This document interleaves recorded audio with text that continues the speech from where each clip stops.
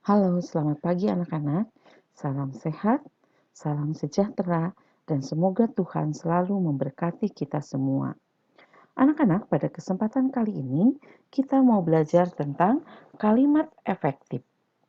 Yuk kita belajar apa yang dimaksud dengan kalimat efektif.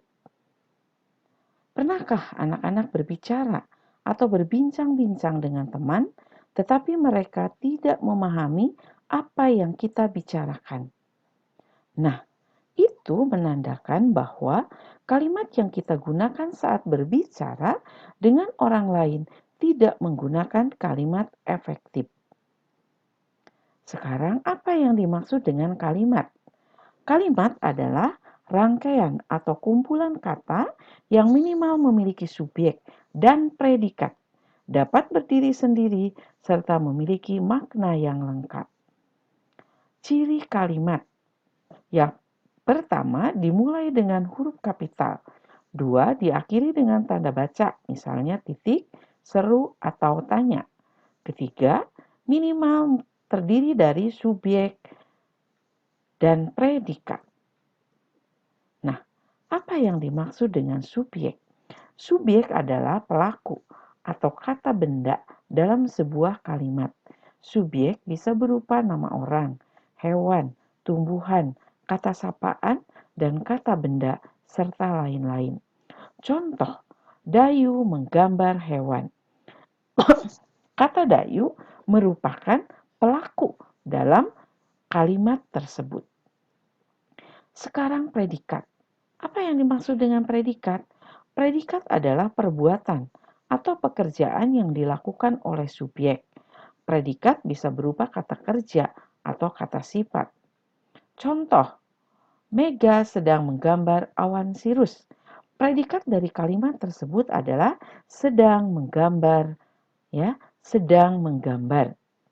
Kalimat berikutnya, Dani dan Rudi tampan. Predikatnya adalah kata tampan. Sekarang objek. Objek adalah kata atau hal yang dikenai atau yang dikerjakan subjek. Objek bisa berupa kata benda. Misalnya, Lani membawa payung hitam. Nah, kata payung hitam merupakan objek. Berikutnya, keterangan. Nah, keterangan adalah bagian kalimat yang berfungsi memperjelas kalimat, sehingga kalimat mudah dipahami. Keterangan bisa berupa keterangan tempat, waktu, keterangan cara, keterangan keadaan, dan lain-lain. Nah, apa yang dimaksud dengan kalimat efektif? Kalimat efektif adalah kalimat yang disusun berdasarkan kaidah-kaidah yang berlaku, atau kalimat efektif adalah kalimat yang disusun dengan baik dan benar sehingga dapat dimengerti dan dipahami orang lain. Kalimat efektif adalah kalimat yang disusun berdasarkan kaidah-kaidah yang berlaku. Apa saja ya kaidah-kaidah tersebut? Nah, yang pertama menggunakan ejaan yang berlaku. Yang kedua menggunakan tanda baca yang tepat. Yang ketiga menggunakan kata-kata baku. Berikutnya, syarat-syarat kalimat efektif. Yang pertama, kalimat efektif menggunakan unsur-unsur penting sebuah kalimat. Tidak menimbulkan penafsiran ganda, sistematis dan tidak bertele-tele, dan mudah dipahami. Prinsip kalimat efektif. Yang pertama, kesepadanan. Nah, kesepadanan struktur, yaitu keseimbangan antara gagasan dan struktur bahasa yang dipakai dalam kalimat. Kesepadanan struktur yaitu memiliki susunan kalimat yang terdiri dari subjek, predikat, objek, dan keterangan, serta memiliki tanda baca. Contoh, Kak Mary mengamati cuaca di halaman. Anak-anak, kalimat ini adalah kalimat sempurna karena memiliki subjek, predikat, objek, dan keterangan. Berikutnya, tidak meletakkan kata depan atau kata preposisi di awal kalimat. Contoh, bagi semua peserta diharapkan memasuki ruangan. Kalimat ini tidak termasuk kalimat efektif. Ya, ini bukan kalimat efektif. Mengapa? Karena di awal kalimat menggunakan kata depan bagi. Nah, kita ubah menjadi kalimat efektif. Jadi kata baginya kita hilangkan. Semua peserta diharapkan memasuki ruangan. Berikutnya, contoh kata depan. Nah, anak-anak perhatikan. Ini ada beberapa contoh kata depan. Tempat berada, misalnya di, pada, dalam, atas, dan di antara. Arah asal, misalnya dari. Arah tujuan, ke, kepada, akan, dan terhadap. Pelaku, misalnya oleh. Alat, dengan, dan berkat. Atau perbandingan, misalnya kata daripada. Hal atau masal, yaitu tentang atau mengenai. Akibat, yaitu hingga atau sampai. Nah, ini anak-anak adalah contoh-contoh kata depan. Nah, penggunaan kata penghubung yang tepat. Contoh, tidak menggunakan kata yang di depan predikat. Perhatikan kalimat ini, Lani yang datang menemui Siti. Nah, ini kalimat tidak efektif. Mengapa? Karena ada kata yang, sini perhatikan, ada kata yang di depan predikat. Nah, ini menyebabkan kalimat ini tidak efektif. Mari kita ubah menjadi kalimat efektif. Kata yang kita hilangkan. Lani datang menemui Siti. Berikutnya, prinsip kalimat efektif berikutnya adalah keparalelan atau kesejajaran bentuk. Memiliki kesetaraan bentuk kata yang digunakan dalam kalimat.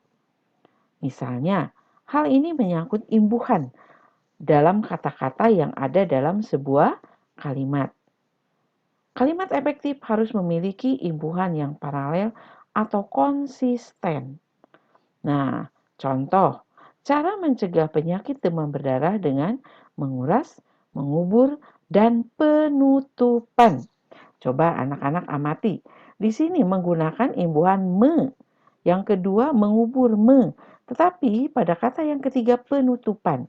Nah, anak-anak berarti ini tidak menggunakan imbuhan yang paralel. Maka kalimat ini tidak termasuk kalimat efektif. Maka kita akan ubah. Nah, menjadi cara mencegah penyakit demam berdarah dengan menguras, mengubur, dan menutup. Awalan pe kita ubah menjadi me sehingga memiliki imbuhan yang paralel atau konsisten. Berikutnya kecermatan dan ketegasan. Cermat memilih kata sehingga tidak menimbulkan kerancuan dan makna ganda. Kalimat efektif harus memberi penegasan pada ide pokok. Misalnya memilih kata yang tepat. Nah, rumah itu sedang dibuat. Nah, kalimat ini tidak efektif karena pemilihan katanya tidak tepat. Dibuat. Nah, kata dibuat ini kurang tepat kalau kita terapkan pada kalimat rumah itu sedang dibuat.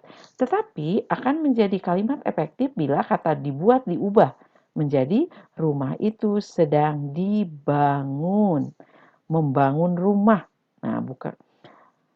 Berikutnya, struktur bahasa yang baik. Nah, sesuai ejaan yang berlaku, yaitu menggunakan huruf kapital yang benar, diakhiri tanda baca yang tepat, dan menggunakan kata-kata yang baku, serta tanda baca. Contoh, ibu membeli obat di apotik. Nah, kalimat ini tidak termasuk kalimat efektif. Apa penyebabnya? Awal kalimat huruf kecil. Apotik. Nah, ini tidak menggunakan kata baku. Kata baku untuk apotik yaitu apotek. Dan yang ketiga tidak ada tanda baca titik. Maka kita ubah menjadi kalimat efektif. Ibu membeli obat di apotek. Kepaduan dan kelogisan. Nah, Apa itu? Kalimat efektif memiliki kepaduan pernyataan, sehingga informasi yang disampaikan tidak terpecah-pecah. Nah, tidak memiliki subjek ganda. Apa yang dimaksud ya? Contoh, Mega malas membaca, sehingga Mega mendapat nilai jelek. Mega. Nah, kata mega subjeknya ada dua, mega. Nah, sehingga kalimat ini tidak termasuk kalimat efektif. Maka kalau diubah menjadi kalimat efektif, subjeknya kita hilangkan salah satu, ya. Nah, jadi bagaimana ya? Mega malas membaca sehingga mendapat nilai jelek. Ibu ulang bacanya ya. Kalimat efektifnya adalah Mega malas membaca sehingga mendapat nilai jelek. Nah, untuk para siswa diharapkan membawa jangka. Apakah kalimat ini kalimat efektif? Tidak, anak-anak. Karena kita harus menghindari penggunaan kata preposisi di depan subjek. Nah, ini dia. Kata untuk harus kita hilangkan supaya kalimat ini menjadi kalimat efektif. Maka para siswa diharapkan membawa jangka. Nah, ini adalah kalimat efektif. Berikutnya, menghindari kata-kata yang bermakna sama dalam sebuah kalimat. Biasanya menyangkut kata jamak atau banyak dan kata yang bersinonim. Contoh, para guru mengadakan rapat di ruang guru. Nah, kalimat ini tidak efektif. Kalau kita ubah menjadi kalimat efektif, maka para guru ini merupakan kata jamak ya. Kata jamak para guru-guru. Nah, ini memiliki dua kata jamak. Maka kalau kita ubah menjadi kalimat efektif, paranya kita hilangkan. Jadi bisa menjadi guru-guru mengadakan rapat di sekolah. Atau guru-gurunya kita hilangkan menjadi para guru mengadakan rapat di sekolah. Nah, terima kasih anak-anak. Hari ini kalian sudah belajar bersama. Selamat belajar. Semoga Tuhan memberkati. Terima kasih anak-anak. Sampai berjumpa di pembelajaran berikutnya.